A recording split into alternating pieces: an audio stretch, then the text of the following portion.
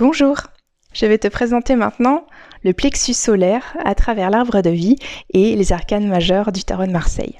Parce que j'ai découvert que l'arbre de vie, qui est l'arbre de la connaissance, en fait nous montre le chemin, le sens de lecture des arcanes majeurs du tarot, mais également des 22 lettres hébraïques. C'est exactement la même chose, ça parle de la même chose de différentes façons.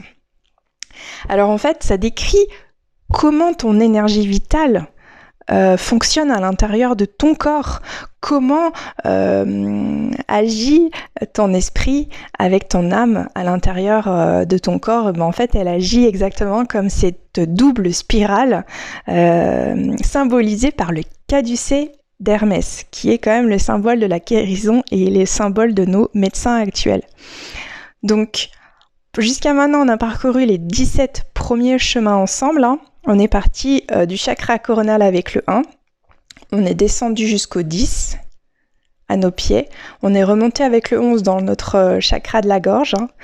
Comme le dit l'arbre des séphirotes, une fois que les 10 séphirotes sont activés, la 11e apparaît, c'est Da'at, c'est la séphira cachée. Et ensuite, voilà, c'est ça que j'ai découvert, c'est que quand on arrive au 12, en fait, on switch de polarité. En fait, on a transcendé avec le 12 notre chakra coronal. C'est comme si ce personnage, tu l'avais maintenant de dos sur cette peinture. Et après, on a transcendé notre troisième œil avec le 13 et le 14. On a transcendé notre chakra de la gorge avec le numéro 15. Et on vient juste de transcender notre cœur avec l'arcane numéro 16 et 17. En fait, voilà, notre cœur vient de s'ouvrir. La boîte de Pandore a été ouverte avec l'arcane numéro 16 de la maison Dieu. D'ailleurs, voilà, notre cœur, c'est la maison Dieu, c'est la maison de l'univers qu'on a à l'intérieur de nous. Tout est encodé dans notre cœur. Voilà, c'est pour ça qu'il est si puissant.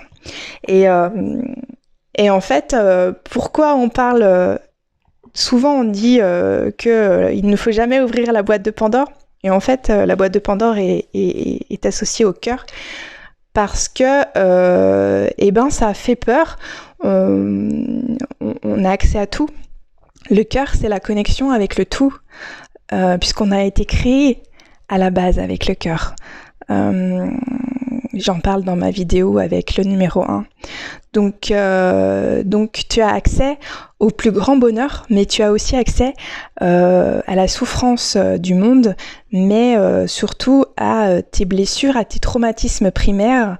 Même si tu as commencé à les guérir, voilà, tu les prends en plein face. C'est le double effet qui se coule quand tu ouvres ton cœur. Mais voilà,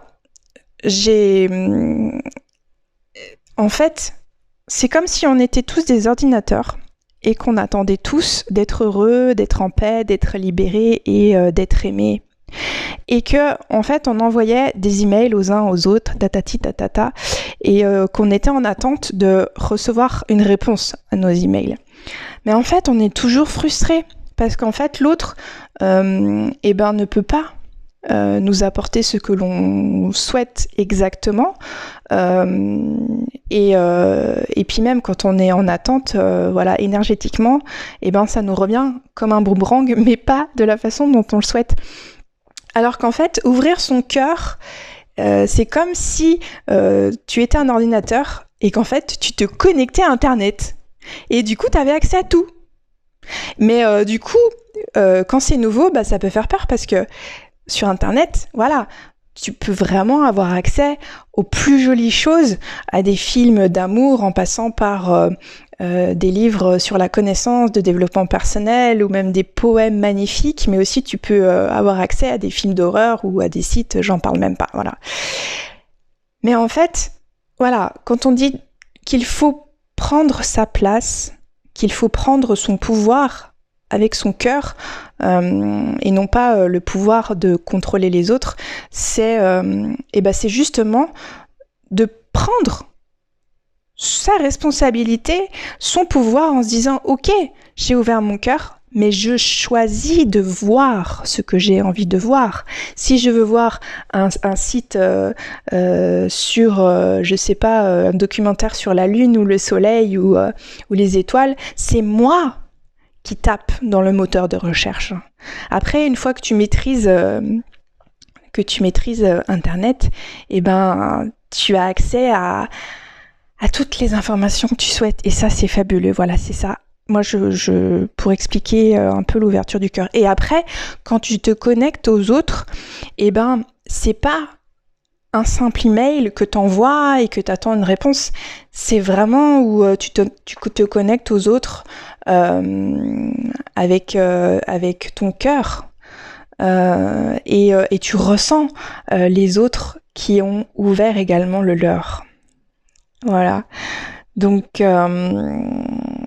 et puis c'est aussi avoir plus de compassion envers ceux qui n'ont pas encore ouvert leur cœur, parce que c'est une sorte de protection, et quelque part, voilà, toi-même, il y a quelques années en arrière, t'étais dans le même état. Voilà, mais on y va tous. Un jour ou l'autre, on ouvrira tous notre cœur. De toute façon, c'est notre destinée, j'ai envie de dire. Donc là, on va aller voir que, une fois qu'on a ouvert notre cœur avec le 16 et le 17, avec le 18 dans le plexus solaire, c'est le subconscient qui envahit notre être dans notre âme, par notre âme. Et là, voilà, on ressent avec l'eau, la lune, les émotions, on ressent tout. Et parfois on a envie d'aboyer comme les loups-garous à la pleine lune. Et pourtant t'as connu des choses bien pires, mais voilà, t'es à fleur de peau. Tous tes sens sont ouverts, sont en réception, en réceptivité, exactement comme la lune magnétique là, qu'elle attire ses gouttes d'eau à elle. Voilà, les émotions sont gérées par l'eau, et notre corps est quand même fait à plus de 70% d'eau. Donc voilà, c'est, je pense, le plus difficile, c'est de gérer, pas gérer, de plutôt laisser couler nos émotions.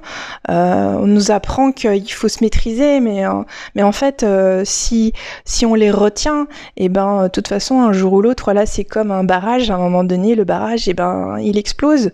Il faut laisser couler. Il faut savoir exprimer intelligemment nos émotions. Voilà, on n'est pas forcément obligé de tout envoyer bouler à la personne concernée. On peut aller dans la nature, parler à un arbre, en imaginant que c'est la personne, et puis ou alors parler tout seul chez toi, et tu libères avec la parole tout ce que tu as sur ton cœur. Voilà, t'es pas forcément obligé d'aller voir un psy et payer une fortune pour ressasser encore les mêmes choses négatives, parce que voilà, à force de toujours parler du négatif, tu restes dedans aussi. Parler du négatif, c'est un peu comme revivre encore et encore et encore et encore l'histoire douloureuse. Donc t'en parles, voilà, tu libères une bonne fois pour toutes, et voilà. Et après tu cherches ta passion, et tu t'investis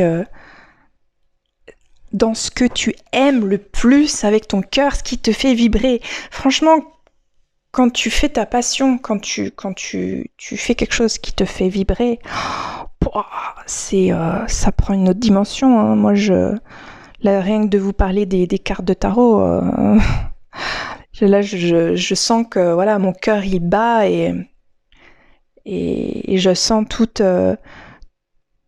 ces vagues de bien-être à l'intérieur de mon corps, mon âme et de mon esprit.